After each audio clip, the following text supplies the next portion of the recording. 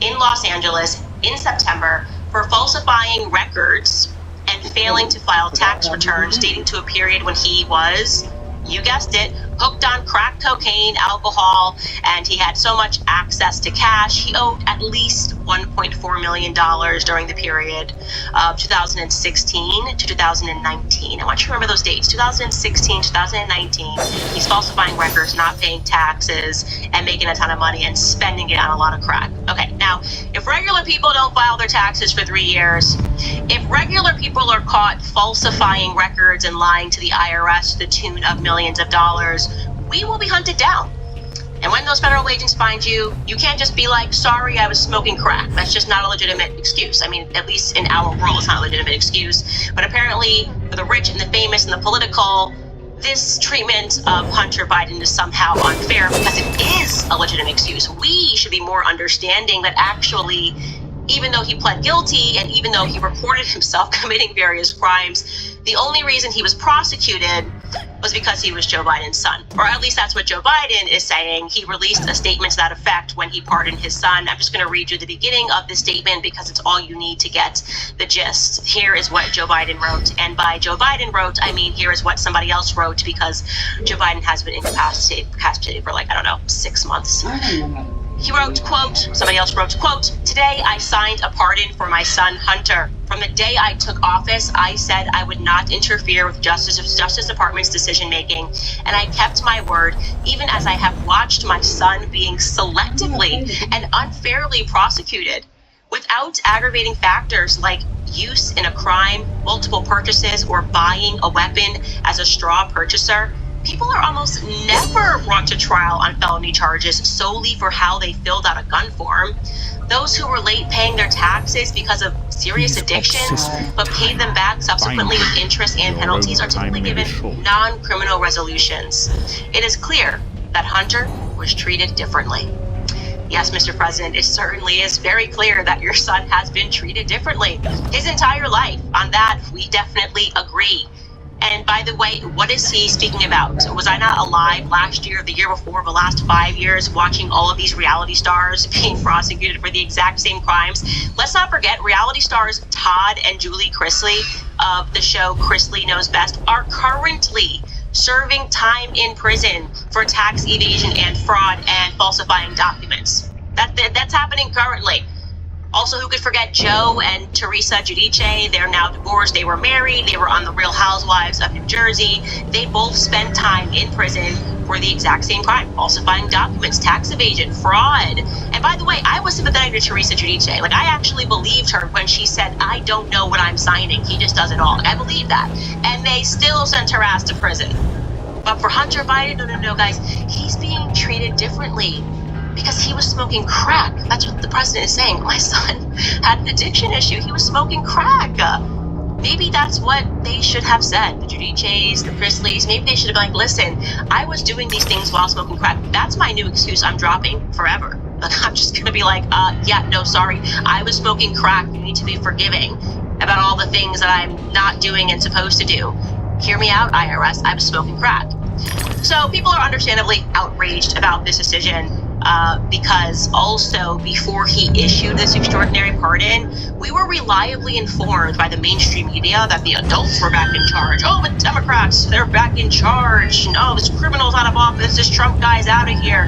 The Bidens, oh, they're so wonderful, so moral, so highbrow. They would never pardon their son if he had done something wrong. Take a listen to this media montage of them reminding us. Presidential promise to put the law before family. I said I abide by the jury decision. I won't do that, and I will not pardon him. Letting the world know that he will not wipe away the decision of 12 of his son's peers was asked directly, and he has said he wouldn't pardon his son if he gets convicted. Let's wait and see what happens if he loses. Yeah, but he said it. He's going to get pardoned by his dad. There's no question about that. The president has ruled out pardoning his son. It takes new weight when we see what Trump is saying on the outcome of his trial. We're hearing from other Republicans who say they don't accept the jury's verdict here in New York. The contrast is profound. To sit there and say, well, I'm not going to intervene in the legal process, and I wouldn't pardon my son. One side, Democrats and Joe Biden protecting the justice system. And on the other, Republicans and Trump protecting Trump. Our current president of the United States has so much respect for the law that he has said he would not pardon his son. I mean, what, again, it's all about the contrast. President Biden saying, I will respect whatever this jury decides, versus right. Donald Trump after he was convicted on 34 counts, saying the entire system is rigged against him. Oopsies. He lied. He pardoned him. And big time, by the way, because there's something here that most people are missing, and I want to make it perfectly clear. It is not the tax and gun charges that Hunter Biden is being pardoned for. That's just a smokescreen. That's just something to run to the press with, because Joe Biden, pay close attention here, rather curiously pardoned Hunter for all of the offenses that he, quote, has committed or may have committed or taken part in between January 1st, 2014 and December 1st, 2024. Ooh, 2014?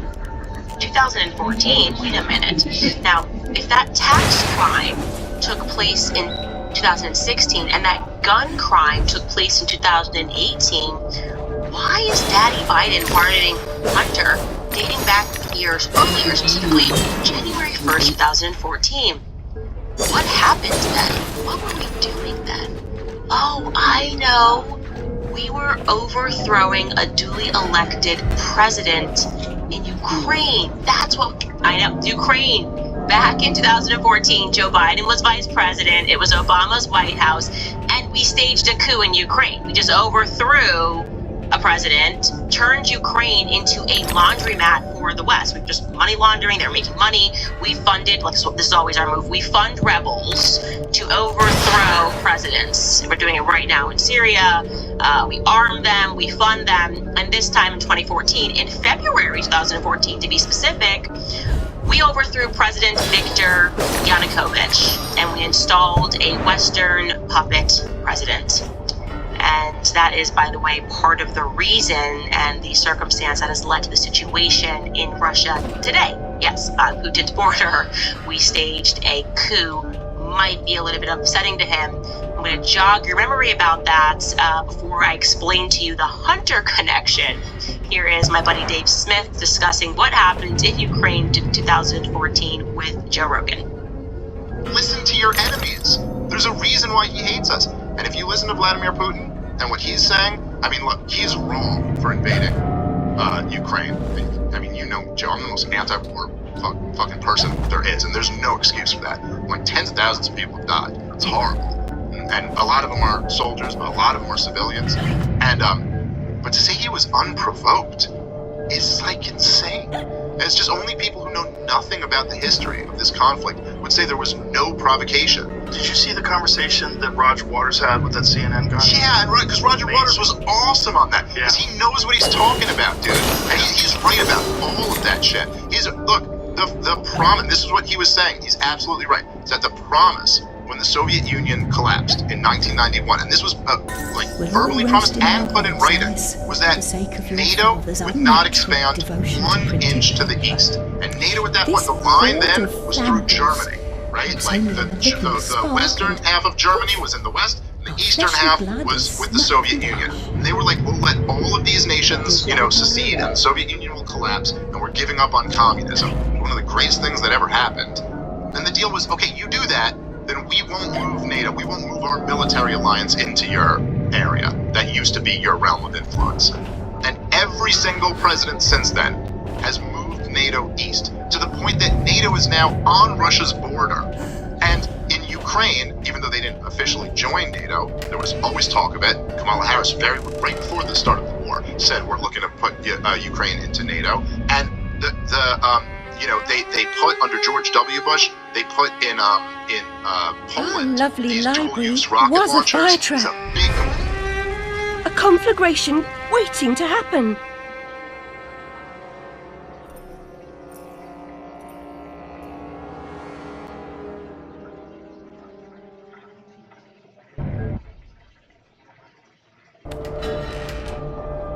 complaint that Vladimir Putin has. That he's like, these can be used to get nukes here in a matter of minutes.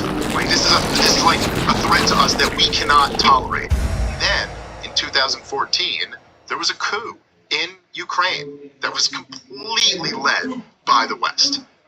I don't know if you've ever heard, but I think I sent you actually once the tape of Gideon Rose, who was the editor for Foreign Affairs magazine on the old Stephen Colbert Report show. That Colbert was hilarious. He was just openly bragging about what the game is here.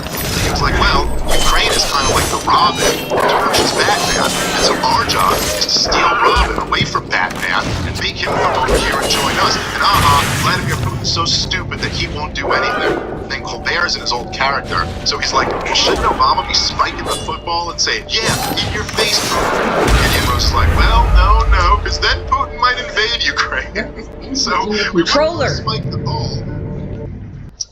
Why do they keep giving we me did sort of controls? spike that ball, didn't we? Like, can't they see that there's a fucking controller attached? Right after we did that, the energy company Prisma decided to put Hunter Biden, Vice President's son, then Vice President's son, on its board. 2014, Hunter, a lawyer with no experience in the energy sector, suddenly put on the board of an energy company based in Ukraine. And suddenly they start doing some pretty big energy deals in that region. Kazakhstan, energy companies based in Delaware, you name it. Hunter Biden starts making bank, and he did all of this while he was a crackhead. And giving financial kickbacks to his father. That was the big guy. It should be on that desk in there, so or on the fish all of this, tank. guys. Why am I actually happy about this? Because finally, we can stop listening to Democrats pretend that they have the moral high ground. They're just implausibly corrupt. In fact, they're ghetto. The Biden family, let's be very clear, they are ghetto. I mean, think about it. The Bidens are so powerful that the entire media tried to convince Americans, they really did this, you gotta go back and read the articles, that it was beautiful and wonderful that after Hunter Biden's brother, Beau Biden, died of cancer, Hunter started sleeping with his wife, Hallie. Oh my gosh, this is actually beautiful, and they've mourned together, and they miss him so much. Please, guys, if I die of cancer, and my sisters decide they're gonna date my husband, hunt them down. These are terrible human beings. We all understand this, but the media code is just to defend the Biden family no matter what, because they are like corrupt royalty. That's really what's going on. And then what happened, obviously, is they did not stay together. In fact, Hallie Biden ended up testifying that Hunter got her addicted to crack. So she became a crackhead as well temporarily, and they both had to go to rehab together, but the media didn't care. They were trying to sell it to us like this was just a beautiful Cinderella story. His family is also so powerful that after years of Hunter Biden recording himself smoking crack, he dropped off his laptop to be repaired, then never picked it back up because who cares? I'm rich, not a boo-boo. And when we got to learn what was in that laptop, the entire mainstream media and big tech and the intelligence agencies, do not forget, you had all of these former intelligence members, John Brennan being one of them, signed a letter to convince the American public that it was Russian disinformation. Like, I was looking at a photos, a trove of photos of Hunter Biden smoking crack, and then I had the intelligence agencies literally being like, do not believe your own eyes. It's your imagination. This is Russian disinformation. I'm like, no, it's a video of Hunter Biden smoking crack. They're like, no. What's happened here? You've lost your hat. And they started banning our accounts and censoring our accounts as we were sharing information, going, hey, this family might be criminal. I think they're involved in some shady dealings in Ukraine. Then as soon as Biden gets into office, the first thing he does is gets involved in Ukraine, pulls out of Afghanistan, goes straight to Ukraine. The media's like, no. What's going on? The laptop is not real. And they had to admit it was real, but now it's been so long, people have forgotten about all of the weird things that were in that laptop. I mean, this family is so powerful that they are still keeping the media quiet about the most demented aspects of what was found on that laptop. I know what my account got frozen for on Twitter at the time. It's the text messages between Jim Biden, that's Hunter Biden's uncle, and Hunter Biden regarding an allegation that Hallie made that after getting her to crack, Hunter Biden was sexually inappropriate with her daughter, meaning Beau's daughter, meaning his niece. That's what the questions we're talking about. Tragic. And by the way, she would have been underage at that time. Media doesn't talk about it. So, yeah, don't worry, guys. Don't worry. He's being treated unfairly, and that's why he's being pardoned. And the women at The View are here to remind us to ignore all the noise and stay focused, because it's really about Trump and how corrupt Trump is. And again, Hunter Biden was smoking crack. Take a listen. It was apparent. I understand why he would do it, but I wanted to understand why lie about it for so long. I've stopped one calling it a lie. Okay, why repeatedly say you're not going to and you do? And secondarily, for the part of this country, half of it that doesn't support Biden, doesn't know him personally, doesn't get to have phone calls, and they're just looking at a system that seems like it's only benefits the people who are in power. What precedent does that set? Well, here's what it says. It's a precedent for all of us to open our eyes, because we've elected someone who is in a similar situation, who didn't have a drug problem, who knew what he was doing, who clearly stood and said, I can do this, and he did it. So I think, for many, many reasons, this is very different than any other situation that we have ever dealt with. Yeah, you heard it here first, you guys. Remember, the real issue is that Trump doesn't smoke crack. And that's what we gotta focus on. It's like, do we have to pay attention? He was high the whole time, but Trump, he's not high. And that's the message that we want to leave you guys with. If you're gonna do the thing, you break the law. It's only okay if you are smoking tons of crack and your daddy becomes president of the United States. All right, guys, reminding you about Hallow. It's a wonderful app. It's the best way to help keep God at the center of this season. You can join Hallow's Advent Pray 25 Prayer Challenge. Hallow is the #1 Christian prayer and meditation app in the world, offering thousands of guided prayers to help you get closer to God. And for their prayer challenge, it is called For God So Loved the World, and it's going to help you experience the transformational power of God's love this Advent season. In the prayer challenge, survivalist Bear Grylls and Jonathan Rumi from The Chosen guide you through the book A Severe Mercy, a remarkable story of a couple's encounter with God. You'll also hear from Pastor Francis Chan and Jeff Cavins as they take you through reflections on scripture, and actor Kevin James will also be a part of the challenge to discuss the spiritual classic Divine Intimacy. You'll even hear Advent music from award-winning artists Gwen Stefani, Lauren Daigle, Matt Maher, and more. This season will be such a beautiful opportunity to be seriously transformed by God, so do not wait. You can get 3 months free right now when you sign up at hallow.com/Candace. Spend time in the most important things this Christmas, your relationship with God. That's hallow.com/Candace for 3 months free of Hallow. All right, we got to get into this wicked story, this wicked press tour. I don't even know where to begin. All right, I'll just begin with myself as a parent. Discussions that me and my husband have. I'm one of those parents that has a list of extracurricular activities that my children are just completely banned from. I know parents, what if they really love the thing? No, my son cannot play football. Neither of my sons are allowed to play football. You only got one brain. You're not going to keep bashing it. It's not really worth it in the long run. What if he's next Tom Brady? It's still a no from mom. Oh well. All right, terrible parent. The other thing is the drama club. Same reason. You keep bashing your brain a lot of times. It's just not good for you. And so I have this theory, I've had this theory for a long time, that it isn't good for kids with developing brains to be very involved in changing their brain chemistry to get into different characters. I think long term that has to lead to various personality disorders. And we've seen a lot of examples of child actors and actresses developing various personality disorders. And I think, well, when you tell them to keep playing make-believe, that's about make-believe, it's been make-believe, you're kind of training the brain to do that naturally. Long list of actors that have done that, okay? So we have this wicked press tour, and things are getting really strange, and I'm very uncomfortable. So full disclosure, know my commentary in the past, I am not an Ariana Grande fan. I view her to be a homewrecker among very many other things, obviously. She has been vocal about the fact that she has daddy issues, and what really manifests for a lot of women when they don't have a relationship with their father, or they have a bad relationship with their father, is that they look for that paternity in sometimes the wrong places, sometimes overtly sexual places. And that was kind of the story of Ariana Grande, as she has wrecked various relationships, notoriously Naya Rivera and Big Sean.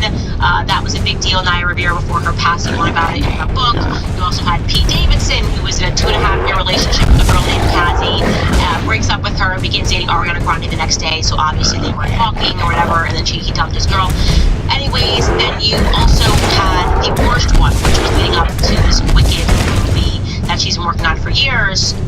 It's so dark and so twisted, but essentially there's a guy, I think he plays a munchkin, and maybe judging him by his lip looks here, Ethan Slater. He's in the Wicked musical movie, and he had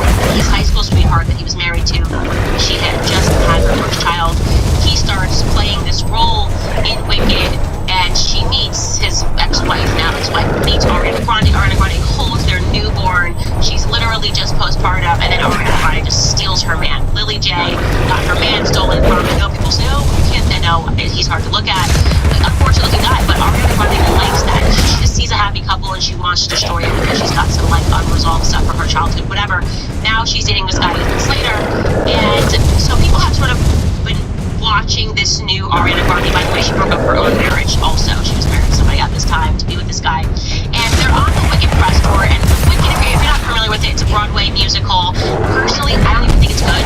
It's one of these things where everyone thinks any movie that's about a redemptive arc of the villain is amazing. I saw Wicked on Broadway. Of all the Broadway plays I've seen, I thought that one was the weakest script of all of them. I was more of a fan of like Aida.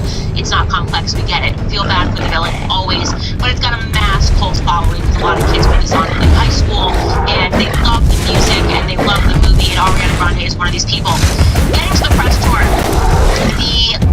they can't stop crying. I just don't want to tell you that these individuals can't stop crying, and it just leads me to a lot of conclusions about theater kids in general, and it makes me question why we ever looked at celebrities in the way that we used to look at celebrities. And going through all of this, like, why did we look up to these people? These people are fundamentally, they just got some things going on, okay? So I'm going to show you this clip of Ariana Grande and Cynthia. Just first and foremost, I'm going to show you them holding hands. They keep holding hands in this really weird way. I'm just going to show you this kind of here in the background. Just that they're repeatedly reaching out to each other and holding hands in a very emotional way, really to prevent one another from crying. Because every time they get asked a really basic question, like, hey, did you like the costumes? They just break down into tears. And so here is this clip of them on E! News, and they just sort of break down crying again. Watch this. Our own. No. We're not gonna. We can't. No, you can get it. We can't. No, you're gonna do We've it. cried 500 times today. We've done it. Today. We've done No, today. and honestly, this is a PSA. So sorry. I'm saying it is what it is. I'm sorry. There's nothing we can do about it. I can't imagine. And you know what? If you're just gonna saying how annoying it is, I'll say it first. I can't help it. I said It's it not on first. purpose. I'm annoyed. I'm tired. My tears We are are tired. I can't even. I was done the same thing outside. I was like, Do not I'm do so it here. tired. Do not do it here. But- I don't cry before 4 p.m. We can't do it. We If can't. we cry at 6 o'clock. We are not doing it. But we just had our own private cry in the parking lot. Just because yes, we've like come through like a massive thing, and Pika. stuck together. Yeah, the stuff you don't see is the most special stuff. Yeah. Whoa, stop. Whoa. Jesus Christ. Don't do it. Don't do it. Stop, you guys. God, maybe you No, you're gonna make the gays nervous. The gays are getting nervous. Your makeup artist is like sweating over there. She's not coming here. Don't do it here, Daryl. Head back. Yeah, I'm gonna change it. I'm gonna change it for you guys. Okay, and they also, I think it's Out magazine, is that correct, Skylar? They also spoke to Out magazine, and similarly, they're holding hands in a really weird way, and they break down crying throughout this interview. Take a look at this. I've seen this week people are taking the lyrics of Defying Gravity and really holding space with that and feeling power in that. I've seen it. Payday for good workers has been deferred indefinitely. Payday for bad workers is cancelled. A good worker is Why is she crying? I don't understand. It's a really basic comment there. Like, people loved the song Defying Gravity. It was the breakout song of Wicked. It's not that surprising. I don't know why she wouldn't know that was happening in general, because it's been happening for about a decade now. And they get asked, I guess people are now asking them on tour, why do you guys keep breaking down crying? And here is the reason that they give. I also have something to say to all the people who have other things to say about the crying. I cried so many times last night. I cried You when get I it got now, home. see? How can you not be crying this entire press tour? Like, See, that's what we're trying to tell everyone. That's what we're trying to say. Thank you for saying that. We keep trying to say it's not because we're just crying out of nowhere. This experience was like a huge, life-changing, crazy, emotional thing. Go to an asylum. People think we need to be locked. We have therapists. Yeah, we're this is good. We're just really happy. And it's just a lot. Yeah. Also, people are noting how Ariana Grande has completely changed her voice. That's not how she speaks, just so you know. She typically has like a Latina girl accent and talks a little bit more like this. And I guess she got into this movie, and now she suddenly talks like this.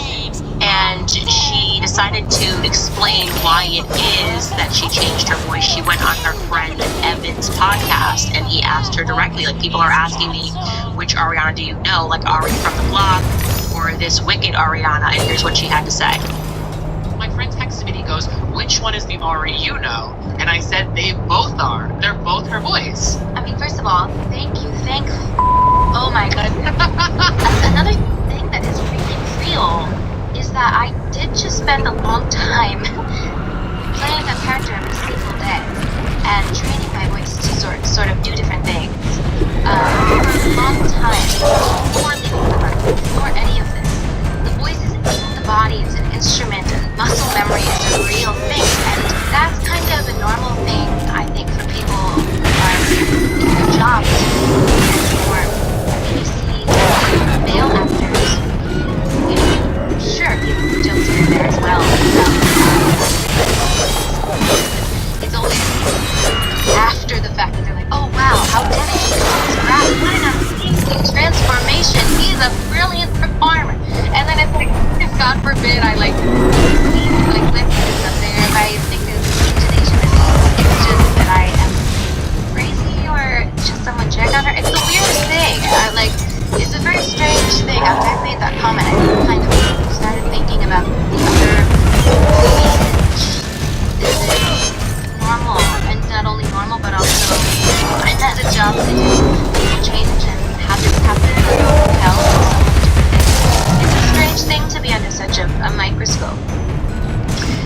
Yeah, just want to let you know, none of that is normal, and these are the kinds of people who really should not get power. Unfortunately, these are the kinds of people that do go into our government. This makes me think about Justin Trudeau, who was a drama boy. This makes me think about President Zelensky, who was a drama boy. It makes me think about Emmanuel Macron, who was a drama boy. What she's saying is real. They weave in and out of personalities, and they're always constantly playing a part, and you actually can't get to who these people actually are.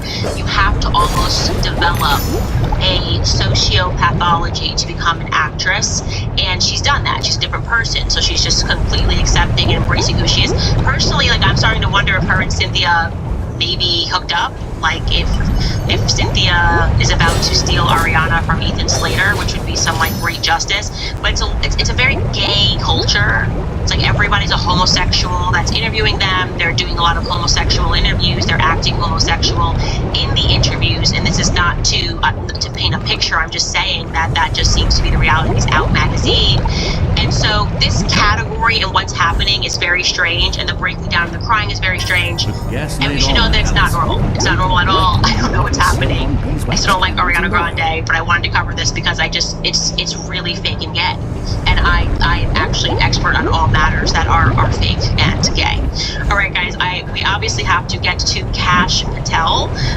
Very big thing going on there. First, I want to remind you guys about Nimi, because Cyber Monday is here. It's Monday. What are you buying online? Well, Nimi Skincare has extended their biggest sale of the year through to Wednesday.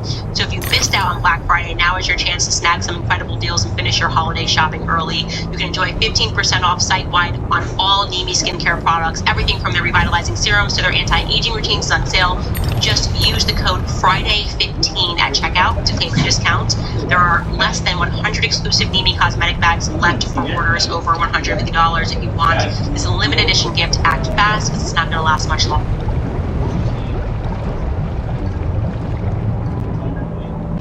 So looking at the thing.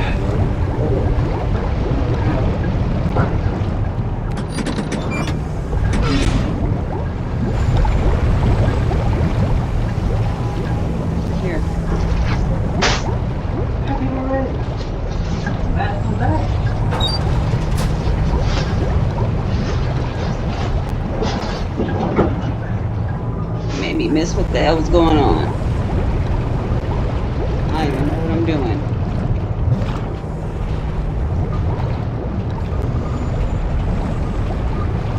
I didn't even know.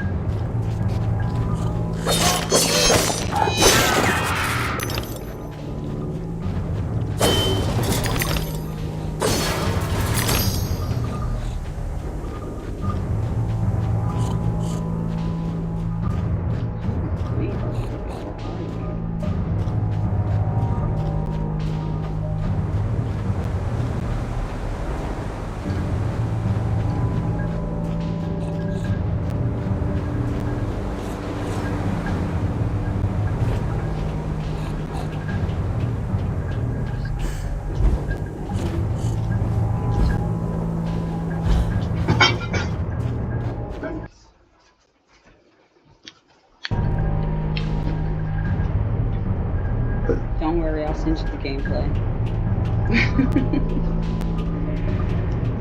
Alright.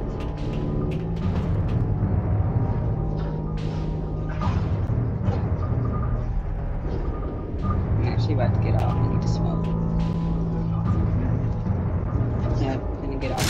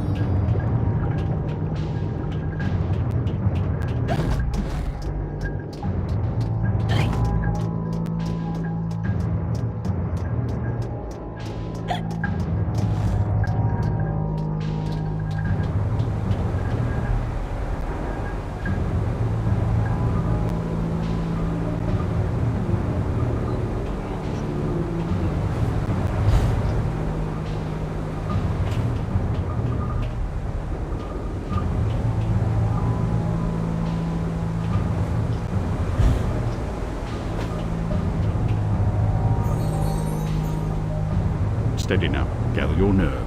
Jump to the first vent, then the next, and ride the currents up.